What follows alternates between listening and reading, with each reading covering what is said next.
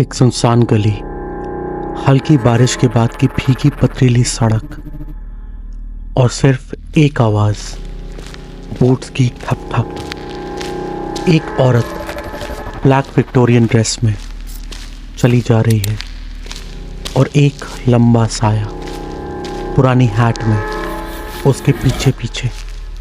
हर कदम और करीब सिर्फ वो जानता है कि आज की रात वो नहीं बचेगी। ये है व्हाइट चैपल की कहानी, जहां डर सिर्फ एक कदम पीछे चलता है।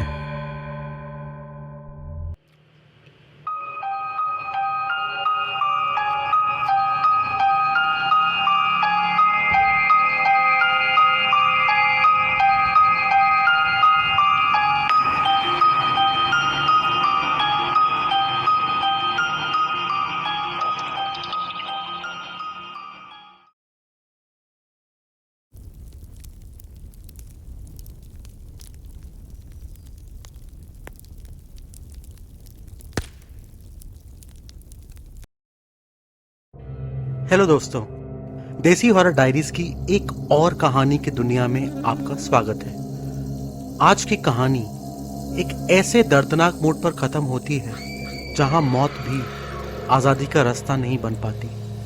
आज पलटेंगे वक्त के पन्नों को और चलेंगे लंदन के उस दौर में जहां एक गुमनाम किलर व्हाइट चैपल की अंधेरी गलियों में आजाद घूम रहा था।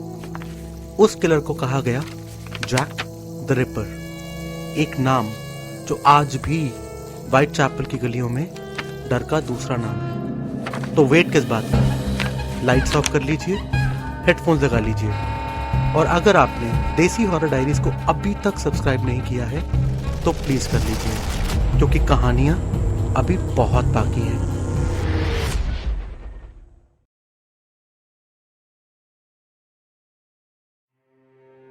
सितंबर 7, 1888, लंदन का व्हाइट चैपल।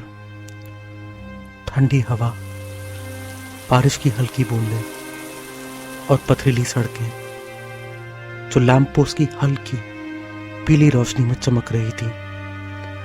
शहर के बीचों बीच बसा था द 10 बेल्स पब। फ्राइडे की देर रात थी और पब भीड़ से खचाखच भरा था। किसी के हाथ में बियर का पाइंट था तो कोई वाइन और रम से अपनी प्यास बुझा रहा था। पब के एक कोने में बैठी थी एनी चैपमैन, अपने रम के ग्लास के साथ, जिसे वो धीरे धीरे पी रही थी क्योंकि दूसरा राउंड लेने के लिए उसके पास पैसे नहीं थे। एनी बुनाई और आर्टिफिशियल फ्लावर्स का काम करती थी, लेकिन इतनी कमाई नहीं थी कि जिंदगी सुकून से काट सके। पहले तो उसके एक्स हस्बैंड के भेजे कुछ पैसे मदद कर देते थे, लेकिन अब उसकी मौत के बाद जिंदगी और भी मुश्किल हो चुकी थी और उसके ऊपर से पुरानी नशे की लत। आज भी एक दोस्त ने सिर्फ कुछ पैसे दिए थे, सिर्फ खाने के लिए, लेकिन एनी ने वो पैसे भी रम के एक ग्लास में बहा दिए। जैसे हर बार की तरह इस बार भी उसने भूख से ज्यादा नशा चुना।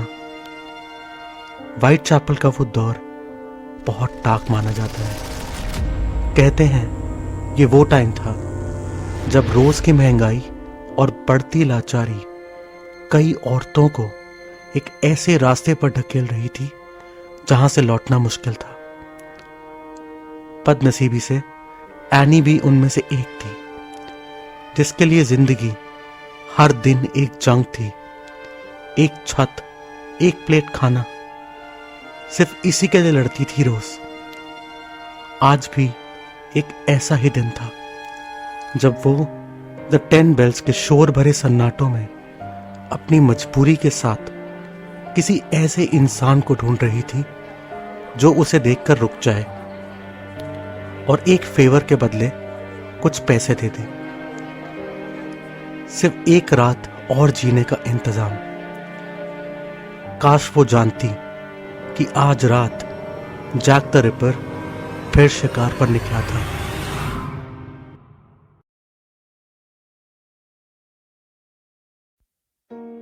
फ्राइडे की वो लंबी रात अब गहरी होकर कहीं चुपके से सैटरडे की सुबह में ढल चुकी थी। सुबह के 5 बजे थे और बारिश रुक चुकी थी। एनी चैपमैन अब भी द 10 बेल्स में थी, पब के उसी कोने में अकेले चुपचाप बस बाहर की तरफ देख रही थी। एनी थक चुकी थी, सिर्फ सोना चाहती थी, लेकिन जाए तो जाए कहां? जिस लॉजिंग हाउस में रहती थी वहां से भी निकाल दिया गया क्योंकि रेंट देने के लिए उसके पास पैसे नहीं थे। और अब रम के एक ग्लास के बाद भूख के पैंग्स और भी ज्यादा गहरे महसूस होने लगे थे, लेकिन खाना खरीदने के लिए उसके पास पैसे नहीं थे। बाहर कमर्शियल स्ट्रीट की उस गली में सन्नाटा पसरा था, मानो पूरा शहर उस गुमनाम किलर के डर से अपने दरवाजों के पीछे छुप गया हो। और इसी खामोशी में एक साया धीरे धीरे अंधेरे से बाहर आया, द 10 बेल्स की तरफ। एनी देख रही थी, बाहर एक आदमी था, पेवमेंट पर खड़ा, पब के अंदर झांकता हुआ। उसकी नजर जैसे सीधा एनी पर टिकी थी। डार्क ओवरकोट, पुरानी ब्राउन हैट, ना ज्यादा लंबा ना छोटा, लगभग 5 फुट का। एनी उसका चेहरा ठीक से नहीं देख पाई, लेकिन कुछ था उसमें, कुछ अजीब, कुछ अनजाना, जो एनी समझ नहीं पा रही थी। उस आदमी ने हाथ से इशारा किया और एनी को बाहर बुलाया। वो एक अजीब डिलेमा में अटकी थी। एक तरफ पैसों की जरूरत और दूसरी तरफ व्हाइट चैपल के उस खूनी का डर। लेकिन उसने सोचा, ऐसे कपड़ों में जेंटलमैन्स हैट पहने शांत अंदाज में खड़ा एक आदमी वो खूनी कैसे हो सकता है? यही सोचकर एनी हिचकिचाते हुए अपनी टेबल से उठी, पर जल्दबाजी में उसका खाली ग्लास हाथ से छूट गया और पब का हॉल टूटे हुए ग्लास की एक तेज आवाज से गूंज उठा। एनी ने ना किसी से कुछ कहा, ना पलट कर देखा, बस सीधी बढ़ती चली गई पब के दरवाजे की तरफ। और अगले ही पल वो बाहर थी, उस अनजान आदमी के बिल्कुल सामने। बाहर व्हाइट चैपल की उस सुनसान सड़क पर दोनों चल पड़े, हैनबरी स्ट्रीट की तरफ। सिर्फ 5 मिनट की दूरी पर थी। कुछ ही कदम चले होंगे और पब की रोशनी उनके पीछे रह गई। अब सिर्फ अंधेरा साथ था। एनी आगे आगे थी और वो आदमी बस एक कदम पीछे। गीली सड़क पर जूतों की ठप ठप, बस वही एक आवाज थी जो इस सन्नाटे को चीर रही थी। और फिर दोनों रुक गए, हैनबरी स्ट्रीट के नंबर 29 पे। दरवाजे की तेज खड़खड़ाहट से एनी के दिल की धड़कन अब काफी तेज हो चुकी थी, लेकिन उसने खुद को संभाला और उस आदमी के साथ उस अंधेरे लॉजिंग हाउस में कदम रख दिया, बिना जाने कि जिसके साथ वो इस अंधेरी दहलीज के पार चली गई थी वही था जिसे दुनिया आज जैक द रिपर के नाम से जानती है। कुछ ही देर बाद सुबह 6 बजे नंबर 29 के पिछले बैकयार्ड में एनी चैपमैन की लाश मिली। उसकी मौत इतनी खौफनाक, इतनी ब्रूटल थी कि वहां के पुलिस ऑफिसर सिर्फ इतना कह पाए, ये काम किसी आम इंसान का नहीं हो सकता। या तो कोई ट्रेन्ड सर्जन था या बुचर। और जैक द रिपर फिर एक बार व्हाइट चैपल की हवा में खुल गया, अपने अगले शिकार की तलाश में। ना कोई गवाह, ना कोई चीख, ना कोई सबूत।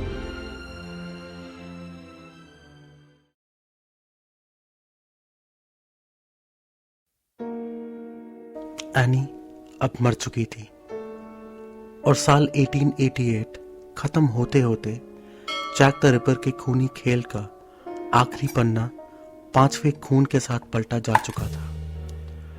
कुछ ही सालों में व्हाइट चैपल की वो पथरीली सड़कें एनी और जैक द रिपर दोनों के कदमों की आहट को जैसे भूल चुकी थी, और समय के साथ हैनबरी स्ट्रीट भी बदल चुकी थी।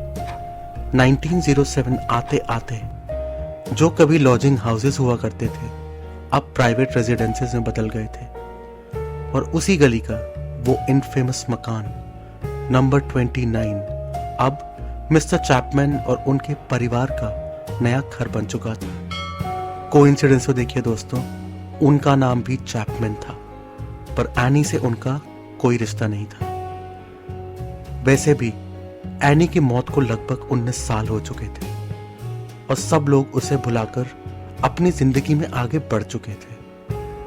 लेकिन फिर सितंबर 1907 की एक और ठंडी सुबह आई जब हैनबरी स्ट्रीट के नंबर 29 का दरवाजा फिर से खड़खड़ाता हुआ खुला। उस दरवाजे की वो पुरानी पहचानी सी आवाज इस बार नींद में डूबे मिस्टर चैपमैन को अचानक से बिस्तर से उठने पर मजबूर कर गई। थोड़ा घबराए, थोड़ा उलझन में वो बस इतना सोच रहे थे, सुबह के 5 बजे कौन हो सकता है जो बिना दस्तक दिए अंदर घुस आया। ऊपर के अपने कमरे से जब मिस्टर चैपमैन सीढ़ियों तक पहुंचे तो उन्होंने देखा एक औरत विक्टोरियन ड्रेस में और उसके पीछे पीछे एक आदमी सिर पर पुरानी सी हैट पहने हुए आहिस्ता आहिस्ता गलियारे से अंदर की तरफ बढ़ रहे थे।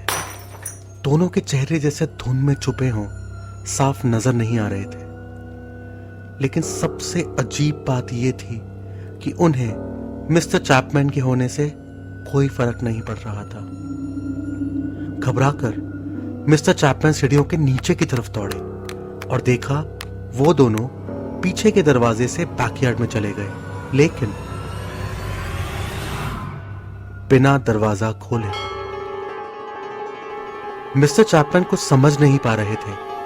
दरवाजे की आवाज तो हुई पर दरवाजा खुला नहीं, और वो दोनों जैसे दरवाजे में ही मेल्ट हो गए। जब मिस्टर चैपमैन ने जोर से बैकयार्ड का दरवाजा खोला तो वहां कोई नहीं था, बस एक अजीब आवाज जो उनके कानों में गूंज रही थी, बिल्कुल धीमी पर दर्द भरी, जैसे कोई औरत हाँफ रही हो, तड़प रही हो और दबी दबी सी आवाज में कुछ कहने की कोशिश कर रही हो। उन आवाजों में एक रहम की गुहार थी और एक अधूरी सी चीख। मिस्टर चैपमैन ने घबराकर आसपास देखा, कहीं कोई नजर नहीं आया, और कुछ ही सेकंड्स में वो आवाजें भी चुप हो गईं। ठंड के मौसम के बावजूद मिस्टर चैपमैन के पसीने छूट गए जब उन्हें अचानक रियलाइज हुआ कि वो बिल्कुल उसी जगह खड़े थे जहां 1888 में एनी चैपमैन की लाश मिली थी। हाँ दोस्तों, वो लौट आई थी, और अकेली नहीं, अपने खूनी के साए के साथ, वहीं उसी जगह जैसे हर बार अपनी जिंदगी के वो दर्दनाक आखिरी पल दोबारा जीने को मजबूर हो। मिस्टर चैपमैन दावा करते हैं ये एक्सपीरियंस उनके साथ सिर्फ एक बार नहीं हुआ, बल्कि बार बार सालों तक, हमेशा एक जैसे कदम, एक ही कपल, चुपचाप घर में घुसना, गलियारे से गुजरना बैकयार्ड की तरफ और फिर गायब हो जाना। मिस्टर चैपमैन का एक किस्सा और भी है जो काफी मशहूर है। कहते हैं एक दिन वो अपने भाई बॉब के साथ हैनबरी स्ट्रीट पर चल रहे थे, तभी उन्होंने सड़क के दूसरे किनारे 2 परछाइयां देखी, वही पुरानी जानी पहचानी परछाइयां जो चुपचाप नंबर 29 के दरवाजे की तरफ बढ़ रही थी और बिना दरवाजा खोले अंदर चली गई। मिस्टर चैपमैन तो ये सब अपनी आंखों से देख रहे थे।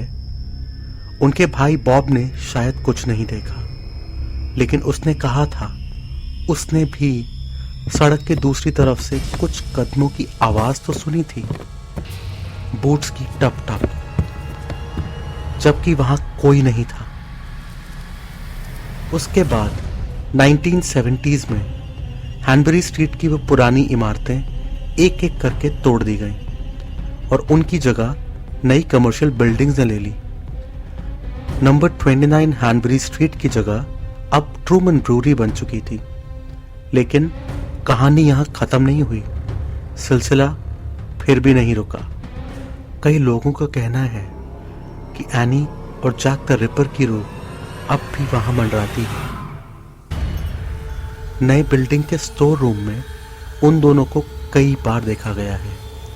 वही स्टोर जो उसी जगह बनाया गया जहां कभी वो पुराना बैकयार्ड हुआ करता था। और किस्से द 10 बेल्स पब से भी आते हैं। वहां अचानक ठंडे पड़ जाने वाले कोने और बिना वजह टूट जाने वाले ग्लास अब आम बात बन चुके हैं। कहते हैं एनी आज भी वही है, कभी कभी नजर आ जाती है अपनी पुरानी जगह, उसी कोने की टेबल पर बैठी हुई, उदासी से भरी आंखों के साथ खिड़की के पार कुछ देखती हुई।